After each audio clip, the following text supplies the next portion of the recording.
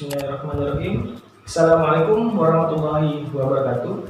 Semangat pagi semua. Nah, mengapa semangat pagi? Karena jika kalian menonton video ini pada malam hari, siang hari, sore hari, kalian harus dalam keadaan semangat pagi. Nah, perkenalkan, nama Bapak Dede Maulana Sukma. Kalian cukup memanggil Bapak dengan Pak Dede saja. Pada kesempatan kali ini, Bapak akan membahas materi kelas 6, tema 1, subtema 1, dan pembelajaran 2. Nah, semoga kalian yang sedang menonton video pembelajaran ini dalam keadaan sehat walafiat dan dalam keadaan yang sangat siap untuk belajar. Nah, mari kita simak pembelajaran kali ini. Nah, sekarang kita perhatikan teks yang ada di samping ini. Di teks ini ada angka yang bercetak tebal berwarna biru. Angka tersebut kita baca bersama, 161.825.350. Jika bilangan ini ditempatkan di nilai tempat yang sesuai, diletakkan di manakah angka-angka tersebut? Sebelum menjawab pertanyaan ini, mari kita simak materi berikut. Baik, yang pertama yaitu penggunaan tanda pisah angka. Tanda pisah angka yang digunakan untuk bilangan lebih dari 999. Nah, kita contohkan bilangan 1000. Nah, karena lebih dari 999, maka menggunakan tanda pisah, yaitu berupa tanda titik. Nah, yang kedua, tanda tersebut digunakan untuk memisahkan setiap 3 digit angka dari sebelah kanan urutan angka. Nah, dari sebelah kanan urutan angka itu ada tanda pisah, yaitu berupa tanda titik tadi. Yang ketiga, tanda pemisah angka memisahkan kelompok angka ribuan, jutaan, bahkan miliaran sampai seterusnya. Nah, yang terakhir, penggunaan tanda titik ini biasa digunakan di Indonesia. Nah, jadi khusus di Indonesia kita menggunakan tanda pisah itu berupa tanda titik.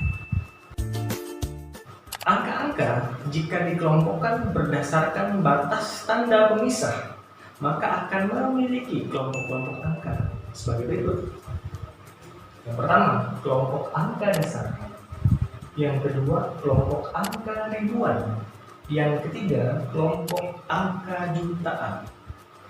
Di masing-masing kelompok angka itu terdiri dari 3 lagi, yaitu ada satuan, ada puluhan, dan ada ratusan.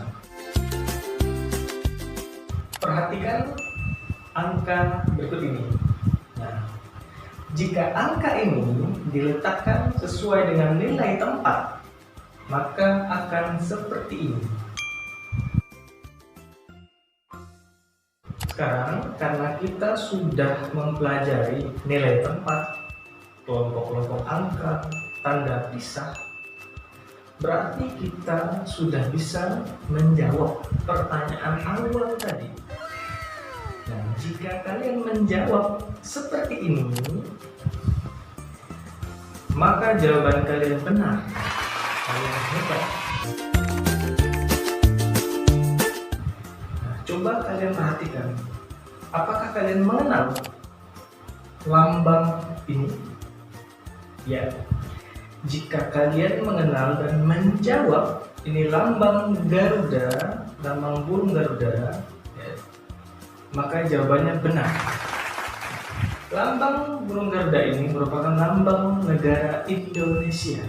Tidak ada di negara lain. Ini khusus negara kita.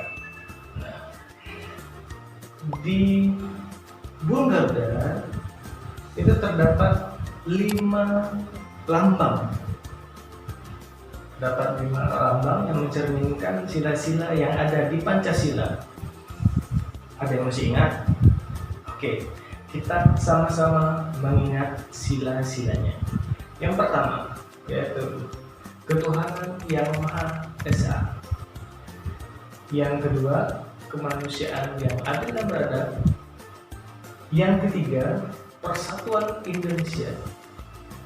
Yang keempat, kerakyatan yang dipimpin oleh kebijaksanaan dalam permusyawaratan perwakilan.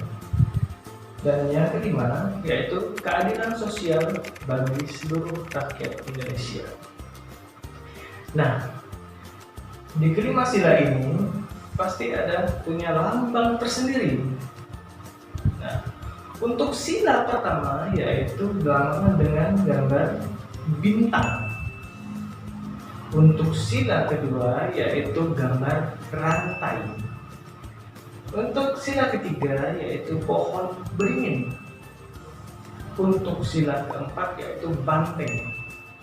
Dan sila kelima yaitu padi dan kapas. Tahukah kamu nilai-nilai yang terkandung di dalam Pancasila? Nah, di dalam kelima sila ini terdapat nilai-nilai yang dapat kita teladani. Yang akan kita bahas yang pertama yaitu tentang sila pertama, ketuhanan yang Maha Esa. Nah, apa saja nilai-nilai yang terkandung dalam sila pertama? Oke, yang pertama, takwa terhadap Tuhan yang Maha Esa. Nah, toleransi terhadap sesama, baik yang berbeda agama.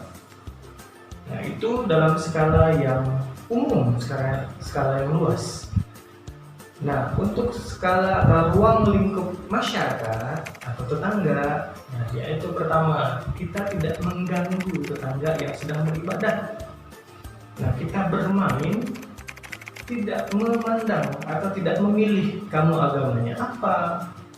Nah, jadi kita tetap bermain bersama. Kalau di ruang lingkup sekolah, nah yang pertama, sebelum dan sesudah belajar kita wajib berdoa. Nah, yang kedua, kita bermain kepada teman walaupun kita berbeda agama, kita bermain sama-sama. Nah, yang ketiga, kita tidak mengganggu jika mereka sedang beribadah. Nah, untuk sila yang kedua yaitu kemanusiaan yang adil dan beradab. Sila ini berhubungan dengan kita sebagai manusia yang pada hakikatnya sama di mata siapapun, di mata dunia sekalipun. Nah, nilai-nilai yang terkandung pada sila kedua ini, yang pertama, persamaan derajat. Nah, persamaan derajat menghargai hak asasi manusia dan menciptakan perdamaian. Nah, itu dalam ruang lingkup yang luas, yang umum. Nah, jika dalam ruang lingkup masyarakat, yang pertama, jika kita saat papasan dengan tetangga, kita wajib menyapa. Nah, yang kedua, jika tetangga sedang sakit, kita wajib menjenguk. Nah, jika di ruang lingkup sekolah, nah, yang pertama kita bermain dengan rukun. Yang kedua, tidak mengejek teman. Yang ketiga, jika teman sedang dalam atau membutuhkan pertolongan, kita dalam sangat sigap untuk membantunya. Jangan mengharapkan pamrih dari teman tersebut. Membahas Indonesia, tentu banyak hasil karya yang sudah diciptakan oleh anak bangsa yang terkenal sampai ke mancanegara. Apa itu? Salah satunya yaitu patung. Ya. Patung ini terbentuk atau dibuat dengan berbagai teknik atau cara. Ada yang dicetak, ada yang dipahat. Nah, kalau dipahat itu biasanya terbuat atau bahannya itu dari batu atau kayu. Nah, sedangkan dicetak itu biasanya dari semen, biasanya juga dari tanah liat atau plastik. Berbicara tentang patung, kita akan membahas 4 hal. Yang pertama, tujuan pembuatan patung. Yang kedua, jenis patung. Yang ketiga, media untuk membuat patung. Dan yang keempat, teknik pembuatan patung. Yang pertama yang akan kita bahas yaitu tujuan pembuatan patung. Tujuan pembuatan patung itu banyak sekali. Yang pertama itu patung religi. Yang kedua itu patung monumen. Yang ketiga patung arsitektur. Yang keempat patung dekorasi. Yang kelima patung seni. Dan yang terakhir yaitu patung kerajinan. Yang kedua, kita akan membahas jenis patung. Yang pertama yaitu patung dada. Yang kedua, patung torso.